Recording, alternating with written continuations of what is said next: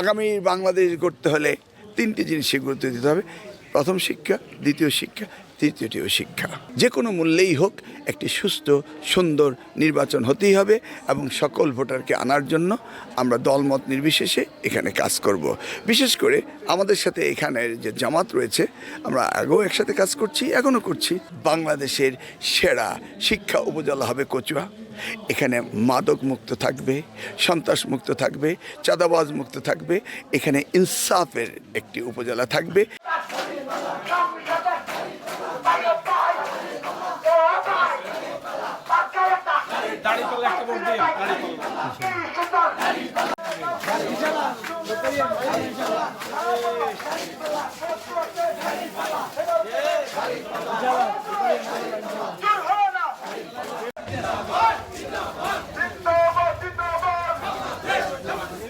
ইনশাল্লাহ কচুয়াতে এক নতুন নেতৃত্ব, নতুন রাজনীতি, নতুন চিন্তা চেতনার প্রতিফলন ঘটবে। আমরা সকল প্রতিযোগীকে সমান তালের প্রতিযোগী মনে করি। নির্বাচনী ময়দানে সকলেই খেলোয়াড়। এখানে জনগণ এর মন যারা জয় করতে পারবে, জনগণের কাছে নতুন নতুন অ্যাপ্রোচ যারা উপস্থাপন করতে পারবে, চিন্তা চেতনা যারা উপস্থাপন করতে পারবে, তারা ইনশাল্লাহ বৈতরণী পার হতে পারবে।